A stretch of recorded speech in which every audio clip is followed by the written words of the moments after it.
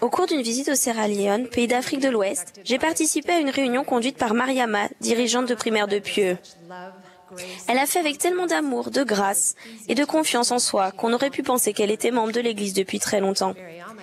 Mais sa conversion à l'Église était relativement récente. Sa petite sœur avait été baptisée et avait invité Mariama à assister à une classe de l'Église avec elle.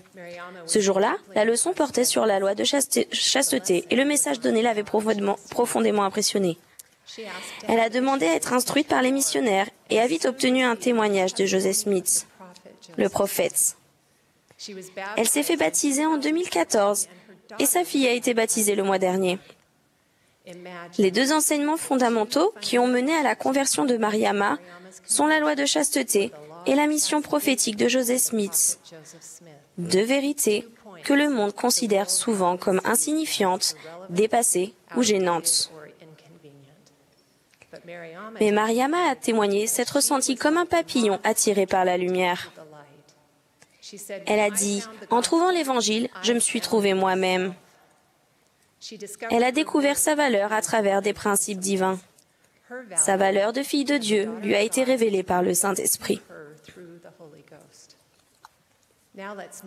Faisons maintenant la connaissance des sœurs Singh en Inde. Renu, tout à droite, première des 5 sœurs à se joindre à l'Église, a raconté.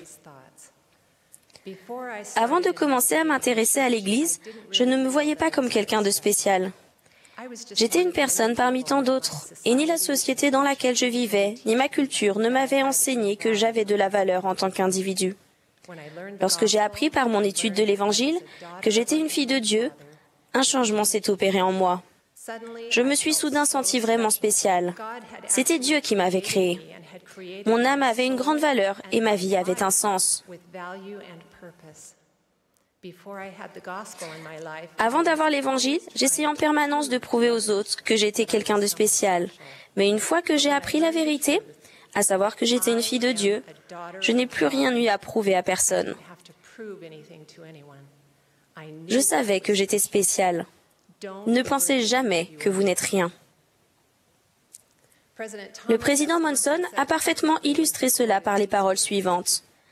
La valeur d'une âme est sa capacité de devenir comme Dieu. J'ai récemment eu la chance de rencontrer une autre jeune fille qui comprend cette même vérité. Elle s'appelle Tayana. Je l'ai rencontrée à l'hôpital pour enfants de Salt Lake City. Elle commençait ses études secondaires quand les médecins lui ont diagnostiqué un cancer. Elle s'est battue courageusement pendant 18 mois avant de décéder il y a quelques semaines. Tayana était remplie de lumière et d'amour. Elle était connue pour son sourire communicatif et sa marque de fabrique, les pouces en l'air. Quand on lui demandait « Pourquoi toi, Tayana ?» elle répondait « Pourquoi pas moi ?» Elle s'efforçait de ressembler à son sauveur, qu'elle aime tendrement.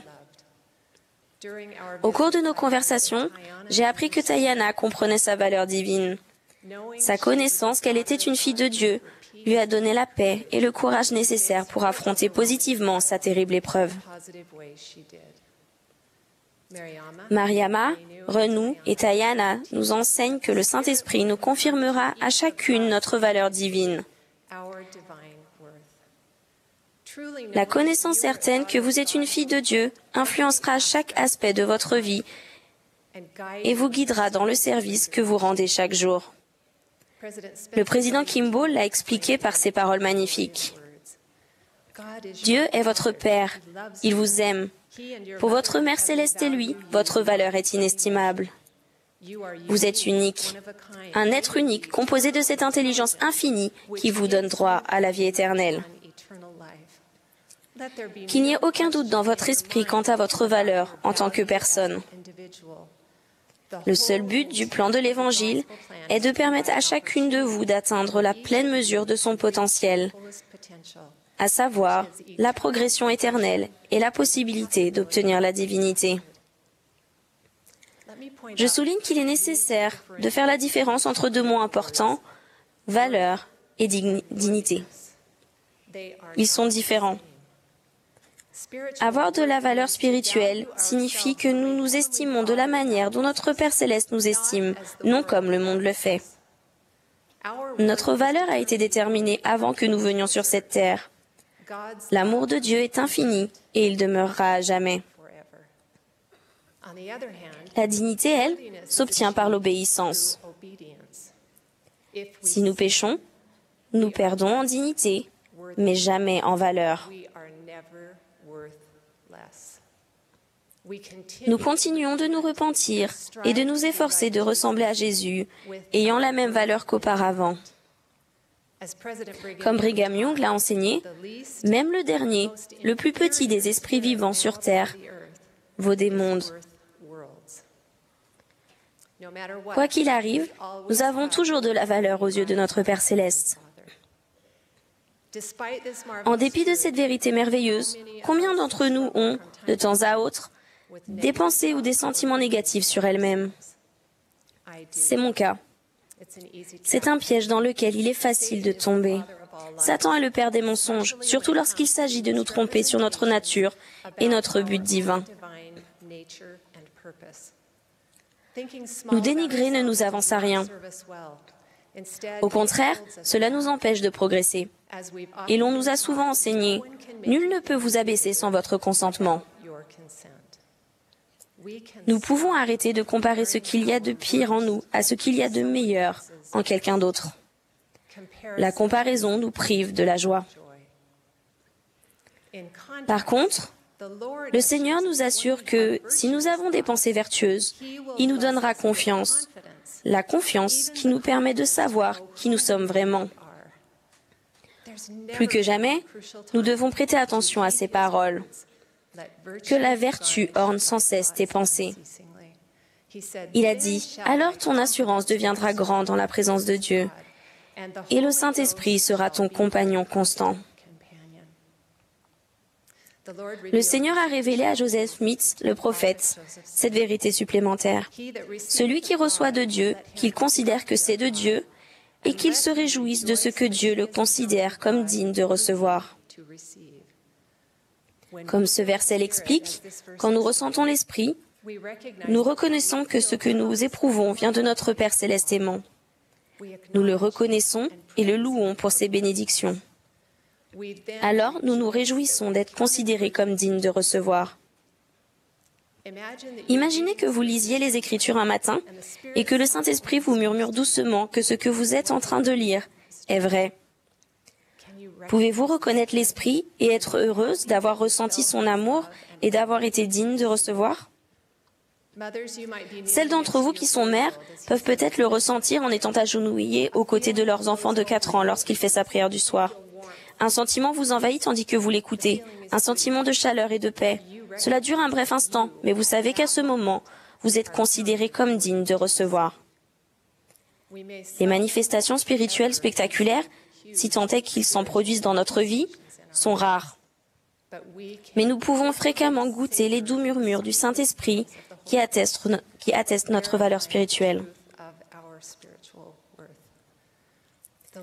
Le Seigneur a expliqué le lien entre notre valeur et son sacrifice expiatoire lorsqu'il a dit « Souvenez-vous que les âmes ont une grande valeur aux yeux de Dieu. Car voici, le Seigneur, votre Rédempteur, a souffert la mort dans la chair. C'est pourquoi il a éprouvé les souffrances de tous les hommes, afin que tous les hommes puissent se repentir et venir à lui. » Sœurs, du fait de ce qu'il a fait pour nous, nous sommes, comme le dit le cantique, liés au Fils divin. Il a dit, « Et mon Père m'a envoyé pour que je sois élevé sur la croix, et qu'après avoir été élevé sur la croix, j'attire tous les hommes à moi. » Le roi Benjamin a lui aussi expliqué la relation qui nous lie au Sauveur. Et voici, il souffrira les tentations et la souffrance du corps, la faim, la soif et la fatigue, plus encore que l'homme ne peut en souffrir sans en mourir. Car voici, du sang lui sort de chaque pore, si grande sera son angoisse. Cette souffrance et les bénédictions qui en découlent remplissent notre cœur d'amour et de reconnaissance. Paul E. Colliker a enseigné À mesure que nous retirons les distractions qui nous attirent vers le monde et exerçons notre libre arbitre pour rechercher Dieu, nous ouvrons notre cœur à une force céleste qui nous attire vers lui.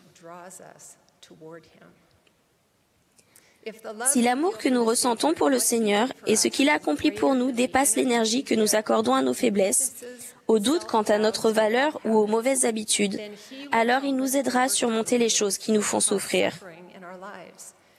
Il nous sauve de nous-mêmes. J'insiste sur ce point.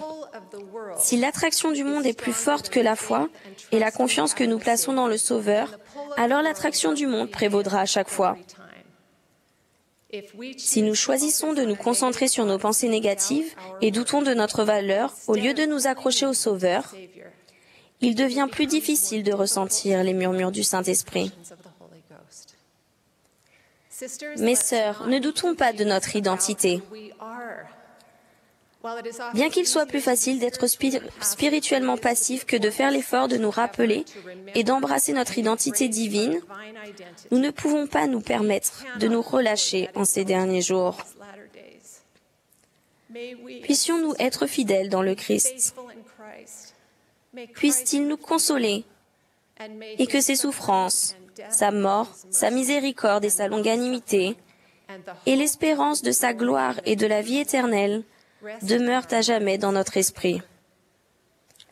Tandis que le Seigneur nous élève, notre vision de nous-mêmes s'éclaircit et l'on s'aperçoit que nous sommes plus proches de lui que nous ne l'imaginions. Au nom sacré de Jésus-Christ. Amen.